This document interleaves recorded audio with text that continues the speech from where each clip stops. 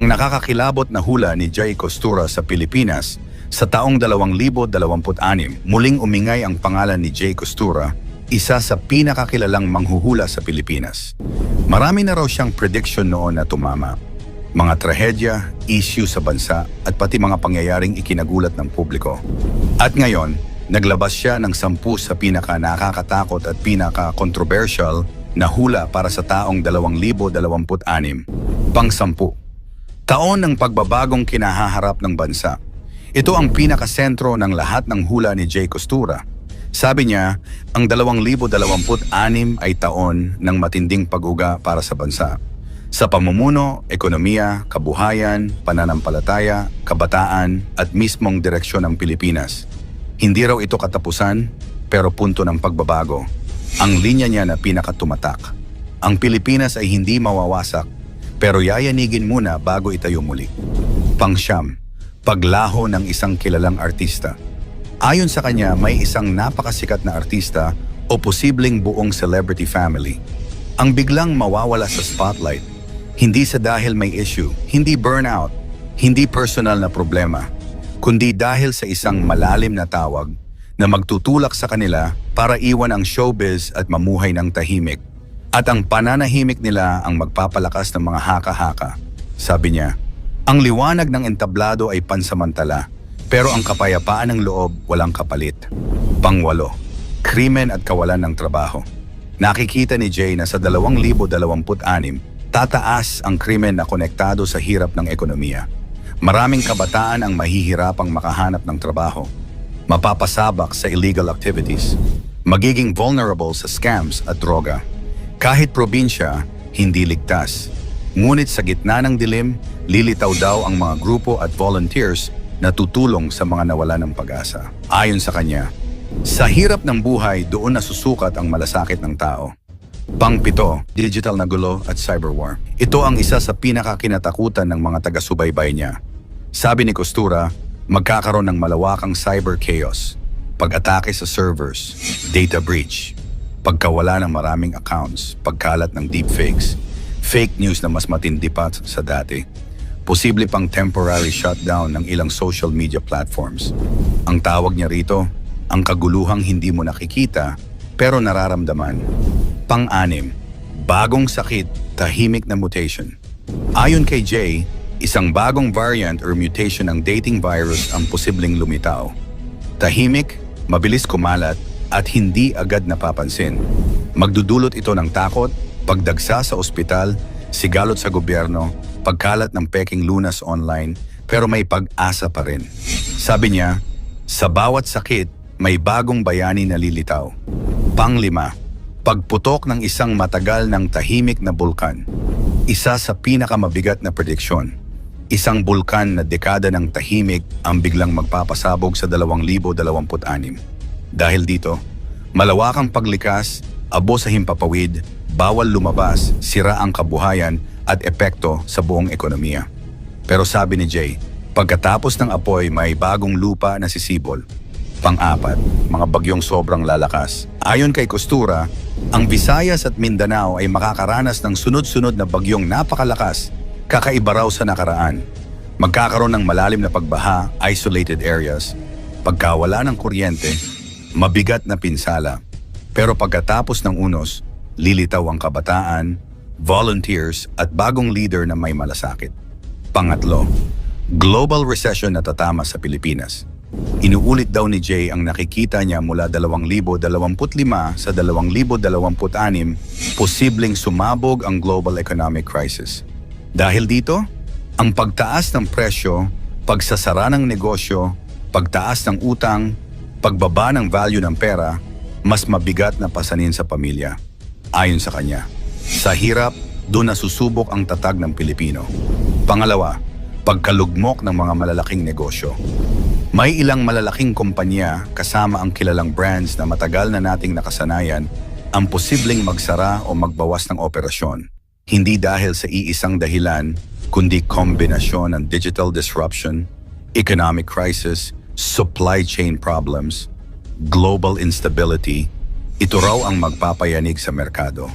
Sabi niya, ang higante kapag natumba, maraming madadamay. At ang ating number 1, pagising ng mga kabataan. Sabi ni Jay Costura, ang kabataan ang unang gagalaw. Ayon sa kanya, sa 2026 ay magkakaroon ng malaking spiritual at ideological awakening ang maraming kabataan sa bansa. Hindi ito simpleng pag-aktibo, kundi pagbabago ng pananaw, pagtanong sa nakasanayan, at paghahanap ng mas malalim na katotohanan. Pero babala niya, kapag hindi handa ang puso madaling maligaw, may kabataan din daw na maaakit ng maling aral, bagong sekta, or online personalities na may mapanganib na impluensya. Ang makatindig balahibong hula ni Perez Hindi kay Pangulong Bongbong Marcos at sa Pilipinas. Si Perez Hindi ay isang African prophetic voice na kilala sa matitinding pahayag tungkol sa mga bansa. Marami ang naniniwala na meron siyang gift of discernment at prophetic warning dahil ilan sa mga nauna niyang pahayag ay nangyari raw sa eksaktong buwan at sitwasyon. Sa kanyang pinakabagong mensahe, biglaan niyang ibinulalas ang mga nakita niya tungkol sa Pilipinas at kay Pangulong Bongbong Marcos. Mga pangyayaring aniya ay magsisimula pa lamang pagpasok ng 2026. Pang-10, ang nalalapit na pagbagsak sa kapangyarihan ni Pangulong Marcos. I'm seeing the people turning against you, especially in 2026. Ayon kay Hindi, darating ang panahon sa 2026 kung saan mismong mga Pilipino ay maaaring tumalikod at magalsa laban sa Pangulo. Aniya, may mga taong malapit kay Marcos na hindi niya alam na nagbabalak ng masama kabilang na ang tangkang pagpatay. Ito umano ang babalang dapat paghandaan ng Pangulo. Ang posibleng pag-uga ng kanyang pamumuno at ang unti-unting paglamig ng suporta ng mamamayan. Pang-siyam, pagyanig sa pamahalaan at pagbagsak ng ilang opisyal. Many of your leaders will begin to go to prison. They will be caught. Tahasan niyang sinabi na ang taong 2026 ay magiging year of judgment for your leaders. Ayon sa kanya, maraming nasa pamahalaan ang masasangkot sa iskandalo, masasampahan ng kaso, at makukulong dahil sa mga lihim na matagal nilang tinatago. Ito raw ay simula ng espiritual na paghuhukom sa gobyerno. Isang malawakang pag-uga ng kapangyarihan sa mataas na posisyon. Pang-8, masidhing paghuhukom laban sa katiwalian. If you know you've corrupted the people's money, just repent before you get exposed. Diretsong sinabi ni ND na may mga opisyal sa gobyerno na sangkot sa mabibigat na katiwalian at lihim na kulto. Babala niya, kung hindi sila magsisisi, lalabas sa liwanag ang kanilang mga ginawa at sila ay mahuhulog sa matinding kaparusahan. Para kay Hindi, ang corruption sa Pilipinas ay isa sa pinakamalaking dahilan kung bakit darating ang mga sakuna at pagyanig sa bansa. Pang-7, apoy at lindol sa buong Enero 2026. I saw fire, disaster and earthquake. January 6, January 18, January 22, January 27. Pinaka-controversial sa lahat ang sinabi niyang tiyak na petsa ng mga sakuna. Sunog, lindol at pagkawasak ang kanyang nakita sa iba't ibang panig ng bansa, partikular ng Enero 2026. Para sa kanya, ito ang unang alon ng pagyanig na magbubukas sa serye ng mas matitinding pangyayari. Pang-6, espiritual na paghuhukom dahil sa paganong selebrasyon. They ignore the voice of the Lord because of their pagan festivals. Tahasang sinabi ni Hindi na ang mga traditional na kapistahan, particular sa Enero, ay nagiging dahilan ng espiritual na galit ng Diyos. Anya, ang patuloy na pagdiriwang ng mga ito ay nagbubukas ng pintuan sa mga sakuna. At hindi ito basta aksidente, kundi bunga ng espiritual na pagsuway. Pang-5, malakihang aksidente sa tubig at himpapawid. January 1, through the water, through the air. May malakas siyang babala sa mismong unang araw ng 2026. Posible raw na may maganap na mabigat na aksidente sa dagat o himpapawid. Hindi niya rin ito tinawag na chance accident, kundi isang planadong pangyayari. Pang-4, pagsiklab ng apoy sa isang higanting gusali sa Maynila. This mega building, catching fire. Nakita raw ni Indy na isang napakalaking gusali sa mismong kabisera ng Pilipinas ang matutupo. Hindi niya binanggit ang pangalan, ngunit ayon sa kanya, ang sunog na ito ay magiging simbolo ng mas malaking krisis na paparating. Pang-8, pag-usbong ng terorismo at pagdami ng taong dudukutin. I'm seeing some terrorist groups sponsored by some people in the corrupt government. Nakakita raw siya ng mga planadong pagdukot, karahasan, at aktibidad ng ilang grupong may kaugnayan sa terorismo.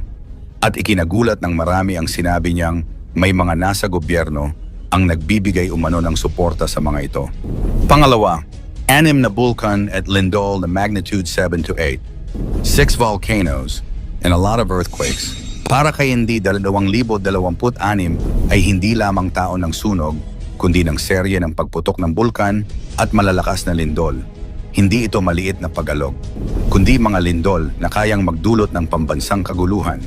At ang ating number 1, taon ng pambansang hatol at panawagan ng pagsisisi. If you guys don't repent, those who don't repent will be removed. Ito raw ang pinakasentro ng kanyang mensahe. Ang 2026 ay Year of Judgment para sa Pilipinas. Kung hindi raw tutugon ang pamahalaan at ang sambayanan sa panawagan ng 3 araw na fasting at repentance, haharap ang bansa sa paghuhukom na hindi pa nararanasan. Mangyari man o hindi ang mga hulang ito, tandaan, ang tunay na kapangyarihan ay nasa Diyos, hindi sa mga manghuhula. Kung naniniwala ka na sa Diyos lamang ang magtiwala, i-type ang Amen sa comment section. I-like at i-share ang video. Salamat at God bless.